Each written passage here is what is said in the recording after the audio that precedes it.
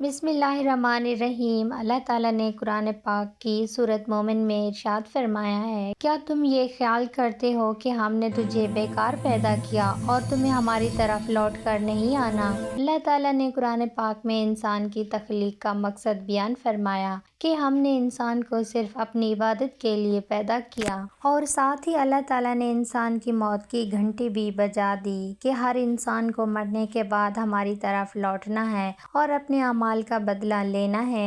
اللہ تعالیٰ کے عرش کے نیچے ایک درخت ہے جس کا نام شجر المنتہا ہے۔ یہ درخت اتنا بڑا ہے کہ اس کا اندازہ اس بات سے بخوبی لگایا جاتا ہے۔ اللہ تعالیٰ نے اس کائنات کے اندر انسانوں اور انسانوں کے علاوہ جتنی بھی مخلوقات کو پیدا کیا، ان کی تعداد کے برابر اس درخت کے پتے، اور ہر ایک پتے پر ہر ایک انسان اور جاندار کا نام لکھا ہے۔ روایت میں آتا ہے جب انسان کی موت کا وقت قریب آتا ہے، اس کی عمر کم ہو جاتی ہے اور انسان کی موت واقع ہونے میں 40 دن باقی رہ جاتے ہیں، تو اس وقت حضرت اسرائیل علیہ السلام کے سامنے اس درخت کا ایک پتا گر جاتا ہے۔ اس پتے پر اس بندے کا نام لکھا ہوتا ہے جس کی موت واقع ہونے والی ہوتی ہے۔ جس انسان کے نام کا پتا گر جاتا ہے، اس وقت آسمان کے تمام فرشتے اس شخص کو مردہ کہلانا شروع کر دیتے ہیں، اور وہ مرنے والے سے 40 دن پہلے فرشتوں کی لسٹ میں مردہ لکھ دیا جاتا ہے۔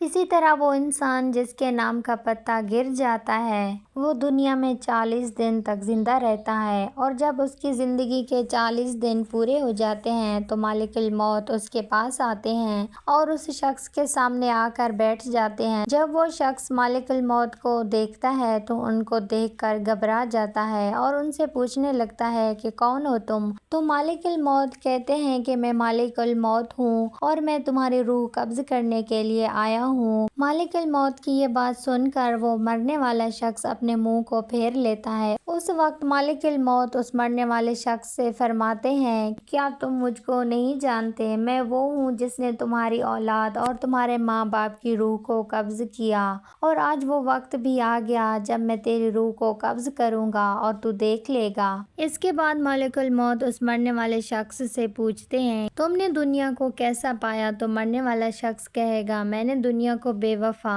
اس کے بعد اللہ تعالیٰ کے حکم سے دنیا اس شخص کے پاس آئے گی اور اس مرنے والے شخص سے کہے گی، اے نافرمان، تم نے اپنے رب کی کس طرح نافرمانی کی اور کس قدر تم نے گناہ کیے۔ تمہیں بہت سارے لوگوں نے سمجھایا لیکن تم نے کسی کی بات نہ مانی۔ تم یہ سمجھتا رہا کہ میں اس دنیا میں ہمیشہ ہمیشہ رہوں گا اور مجھے موت نہیں آئے گی۔ اس کے بعد وہ دنیا جس سے انسان ساری زندگی محبت کرتا رہا اور اپنی آخرت کو چھوڑ کر گناہوں کے اندر مبتلا رہا، اس وقت وہی دنیا اس مرنے والے شخص سے کہے گی کہ میں تجھ سے اور تیرے اعمال سے بیزار ہوں۔ اس کے بعد اللہ تعالیٰ کے حکم سے اس مرنے والے شخص کا مال اس کے سامنے آئے گا اور اس سے کہے گا کہ اے نافرمان، تم نے ناحق اور ناجائز طریقے سے مجھے استعمال کیا اور تم مجھ کو گناہوں کے اندر خرچ کرتا رہا۔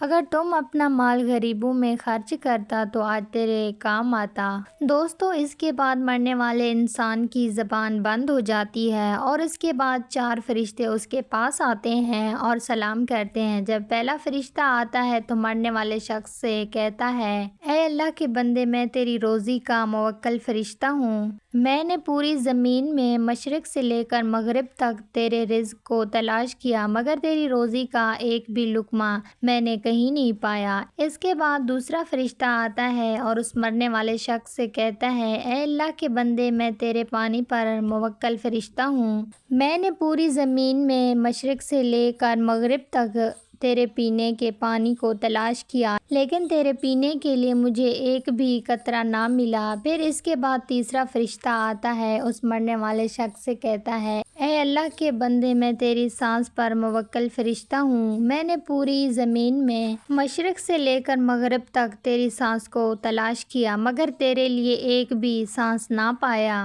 اس کے بعد چوتھا فرشتہ اس مرنے والے شخص کے پاس آتا ہے اور کہتا ہے، اے اللہ کے بندے، میں تیری عمر پر موکل فرشتہ ہوں۔ میں نے مشرق سے لے کر مغرب تک تمام روئے زمین کے اندر تیری عمر کو ڈھونڈا، مگر تیری عمر کا ایک بھی حصہ نہ پایا۔ اس کے بعد نامہ اعمال لکھنے والے دو فرشتے اس مرنے والے شخص کے پاس آتے ہیں اور اس کو اس کا نامہ اعمال دکھاتے ہیں۔ جب مرنے والا شخص اپنے نامہ اعمال کو دیکھتا ہے تو اس وقت میت کی آنکھوں سے آنسو جاری ہو جاتے ہیں۔ وہ مرنے والا شخص اپنی دائیں بائیں دیکھنا شروع کرتا ہے اور اپنے نامہ اعمال پڑھنے سے ڈرتا ہے۔ اس کے بعد ملک الموت اللہ تعالیٰ کے حکم سے اس شخص کی روح کو قبض کر لیتا ہے، اور اسی طرح وہ مرنے والا شخص جو اس دنیا کو اپنا سب کچھ سمجھتا رہا، وہ اس دنیا کو چھوڑ کر اپنی حقیقی دنیا میں چلا جاتا ہے۔